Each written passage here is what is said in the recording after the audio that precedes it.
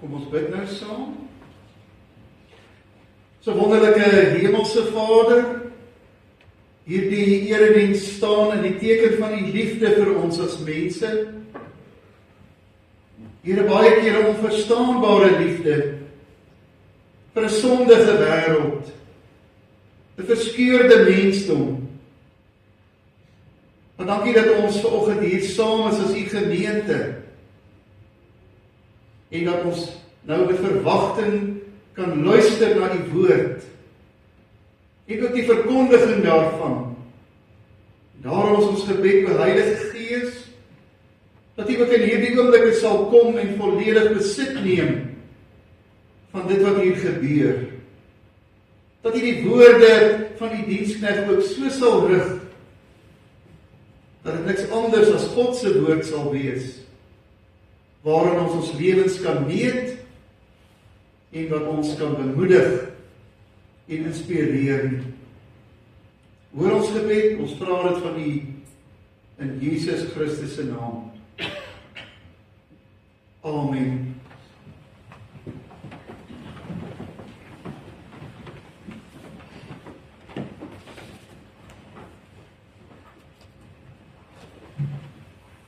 Dus susters, ons skriflesing is uit die Ou Testament vanoggend, uit die boek Genesis. En ons gaan uit hoofstuk 24, die verhaal van Isak en Rebekka lees. Dit is 'n baie lang hoofstuk van 67 verse. So ek het enkele van die verse geselekteer, sodat dit wat ons lees net ook 'n sinvolle geheel van die verhaal vorm. Ons gaan die eerste 4 verse lees, en dan van vers 9 tot 22, en dan weer van vers 61 tot 67. Kom ons begin dan by hoofstuk 24, vers 1 lees. Abraham was al baie oud, en die Here het hom in alles geseën.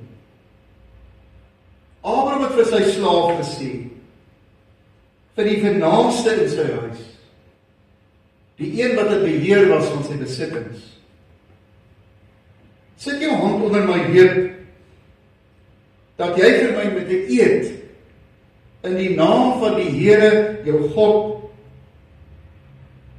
die God van hemel en aarde kan beloof, dat jy nie my seun sal laat trou met 'n dogter van die Kanaaniete, by wie ek nou woon nie. Jy moet na my land toe gaan, die land waar ek gebore is, en daar 'n vrou gaan haal vir my seun Isak. Vers 9, toe het die slaaf sy hand onder die heup van Abraham sy eienaar gesit, en vir hom met 'n eed beloof om dit alles te doen. Die slaaf het 10 van sy eienaar se kamele gevat, en ook allerlei mooi geskenke, en vertrek na Mesopotamië toe, na die stad toe waar Nahor gewoon het. Daar het hy die kamele by 'n fontein buite die stad laat kniel. Dit was laatmiddag, teen die tyd dat die vrouens uitkom om water te skep. Hy het gebid, Here, God van Abraham wie se slaaf ek is, laat daar vandag iets met my gebeur. Betoon tog u trou aan my eienaar Abraham. Hier staan ek by die fontein waar die jong meisies van die stad sal kom water skep. As ek vir 'n meisie vra, hou tog jou waterkruik dat ek kan drink. En sy antwoord, drink gerus, en ek sal jou kamele ook water gee.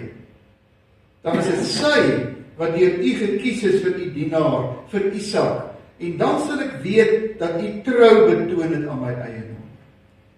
Voor hy nog klaar gebid het, kom Rebekka en die waterkruik op haar skouer daaraan. Sy was die dogter van Betuel, die seun van Milka, die vrou van Nahor, Abraham se broer. Die meisie was baie mooi, 'n jong meisie, met wie 'n man nog nie gemeenskap gehad het nie. Sy het afgegaan tot by die fontein en haar kruik volgemaak en teruggeklim. Toe hardloop die slaaf haar tegemoet en sê vir haar, laat my tog 'n bietjie water uit jou kruik drink.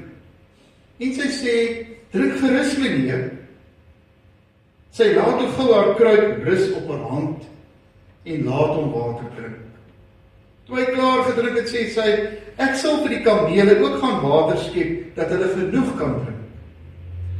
Sy het gou haar kruik in die klip leeggemaak en toe fontein toe gehardloop om nog water te skep. Sy het vir al die kamele geskep. Die man het haar in stilte aangekyk om vas te stel of die Here hom in sy onderneming laat slaag het of nie. Toe die kamele klaar gedrink het, sit hy 'n goue ring van 6 gram aan haar neus en 2 goue armbande van 115 gram aan haar arms. Ons lees dan vers 61. Toe het Rebekka en haar slavinne op die kamele geklim en agter die man aangegaan. Hy het haar saamgevat en hy is terug huis toe. Isak het van Lagai-Rooifontein afgekom. Hy het destyds in die Suidland gewoon. Hy het in die aand in die veld gaan stap. En toe sien hy met eens die kamele aankom. Rebekka het vir Isak gesien en van die kameel afgespring en vir Abraham se slaaf gevra, wie is die man wat daar oorkant in die veld na ons toe aankom? Die slaaf het geantwoord, dit is my eienaar. Toe vat sy haar sluier en trek dit oor haar gesig. Die slaaf het vir Isak alles vertel wat gebeur het. En Isak het vir Rebekka in die tent van Sara sy ma laat woon en met Rebekka getrou. Sy was sy vrou en hy het haar liefgehad. Soos Isak vertroos na sy ma se dood. Vriende, ons lees dan daardie Bybelverhaal in die boek Genesis as God se woord. Gelukkig is mense wat lief daarvoor is om die Bybel te bestudeer en dit in hulle lewens ook toe te pas. Kom ons sing nou 'n lied vir die prediking. En ons sing uit die Psalmbundel, uit Psalm 119. Ons gaan daarvan net die eerste strofe sing.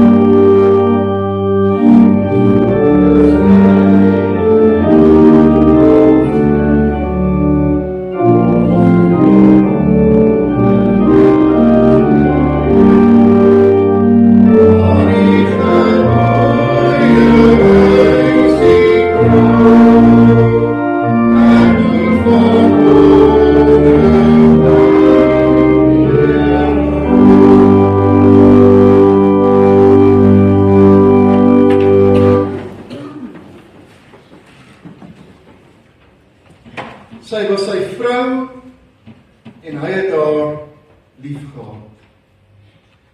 Liewe broers en susters in die Here, wat maak die lewe ryk en wonderlik? Wat gee 'n verhouding diepte en maak dit aangenaam? Wat bring vir 'n mens ware en langdurige geluk? Die vermoë om die regte emosie te ervaar en te wys. Want die diepste deel van 'n mens se lewe is sy emosionele sy. Die wonderlike vermoë om te kan voel en te ervaar. Die kerk het al baie gedebatteer en gewonder wat dit beteken dat die mens na die beeld van God geskaap is. En ons dink so daaroor. Die mens het goddelike eienskappe. Ons is in staat tot redelikheid, goeie verstandelike besluite en keuses, maar ook sedelikheid, die morele. Ons kan tussen reg en verkeerd onderskei, en dan die emosionele. Ons kan die diepste emosies ervaar. Vreugde, opgewondenheid, uitbundige blydskap, maar ook hartseer, pyn, die diepste vorme van terneergedruktheid, vrees en angs. Wat baie opmerklik is van die Bybelverhale, veral in die Ou Testament, is dat dit noodsaaklik 'n baie saaklike trant het. En dit is meer aanduidend van geloofs- en geestelike temas. Dit poog nie om soos met sekulêre verhale en vertellings en karakters om vermaaklikheidsredes daar gestel te word. Soos wat byvoorbeeld in storieboeke of in rolprente gebeur nie. Dis eerder saamgestel as 'n preek om 'n teologiese geloofsboodskap oor te dra. Daarom staan die verhaal van Genesis 24 so sterk uit. Want dit is deurspek met emosie. Dis nie saaklik nie, maar romanties. Dit gaan oor 'n man en 'n meisie. Daardie aspek van 'n verhaal wat ons altyd bekoor en ons interesseer. En so ongelooflik as dit mag klink, is dit die enigste plek in die Bybel waar ons dit pertinent lees dat 'n man sy vrou liefgehad het. Ons lees Rebekka was sy vrou en Isak het haar liefgehad. Natuurlik was daar baie mans en vroue in die Bybel wat mekaar liefgehad het. Dawid het vir Batsheba liefgehad, al het hulle verhouding baie moeilik begin. Die man en vrou van Hooglied het mekaar baie liefgehad.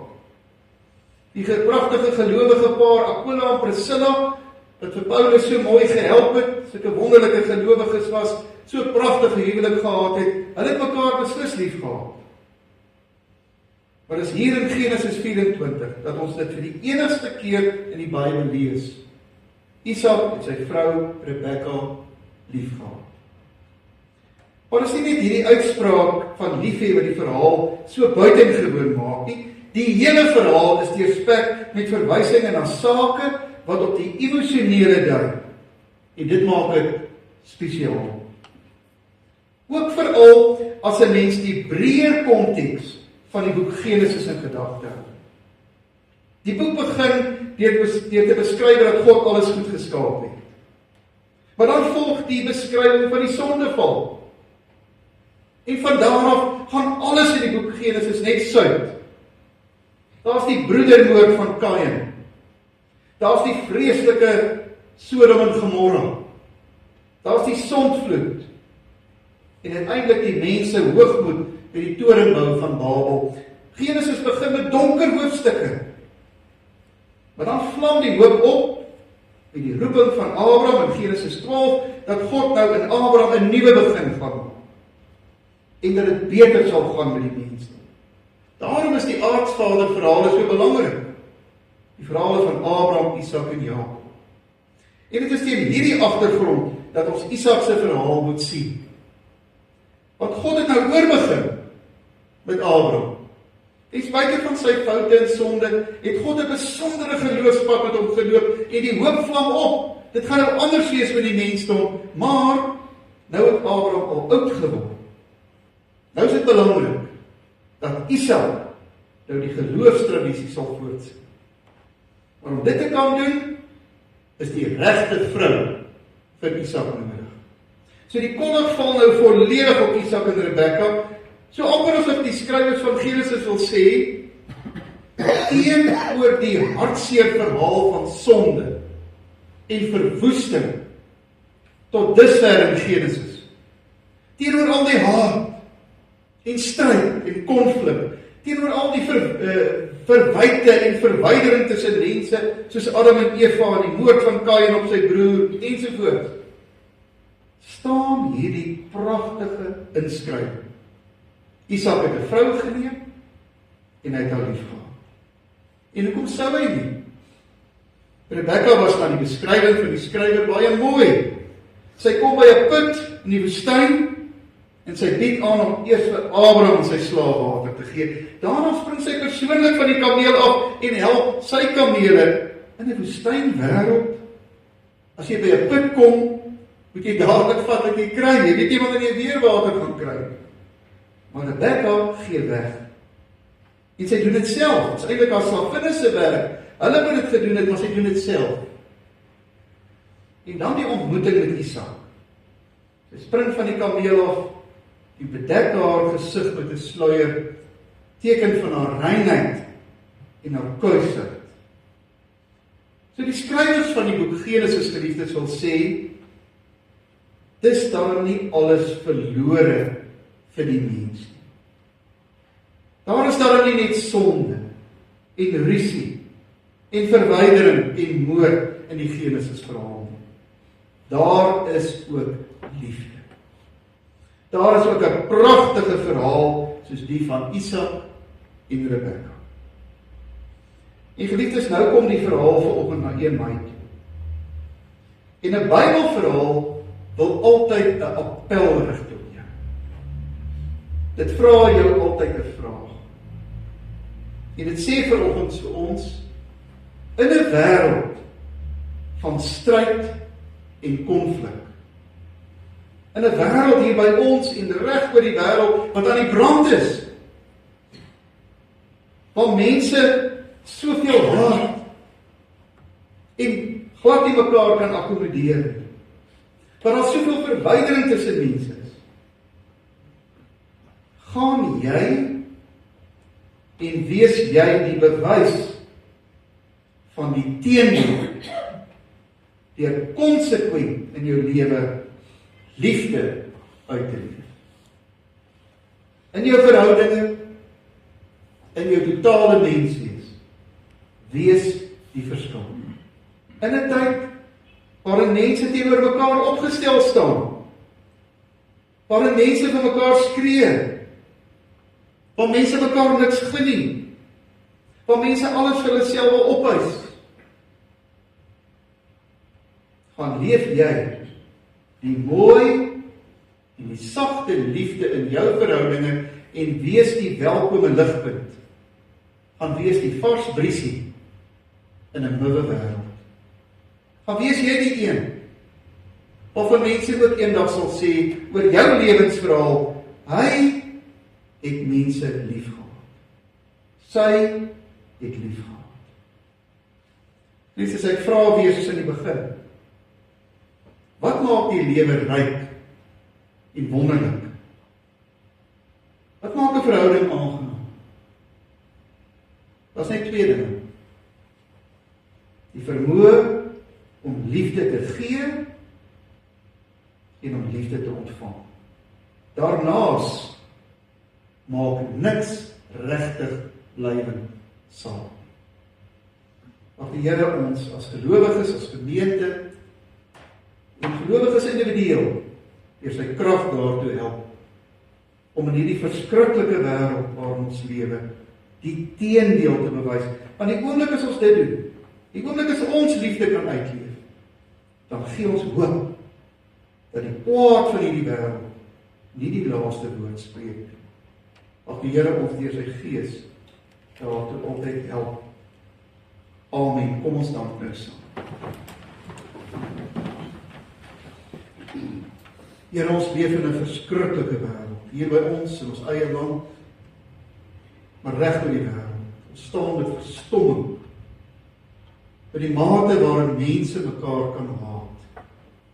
Alles afbreek, afbrand. So onverdraagsaam teenoor mekaar. Here, ons dink baie keer dat U ook in die Bybel gesê het, U was spyt toe U die mens gemaak het. Ons vra dat U ons sal vergewe, Here. Vergewe ons verskriklike, haatdraande wêreld. Maar laat ons meer doen as dit. Help ons om as kerk, as gemeente, as gelowiges, met ons manier, met ons ingesteldheid, met ons verhoudinge te wys, daar is ook die teendeel. Daar is ook liefde. Want as ons dit doen, die Here, dan lewe U hoop in die wêreld deur ons. Ons bid vir ons wêreld, 'n verskeurde wêreld. Ons bid vir elkeen wat bitter swaar kry as gevolg van die geweld en die onverdraagsaamheid van mense. En ons bid, Here, dat U tog in mense se harte die verandering sal bring. Dat U ons as gelowiges, as Christene, so sal begelei, dat ons die teendeel sal leef, iets so bring. Hoor ons gebed, Here. Ons vra dit van U in Jesus Christus se naam. Amen.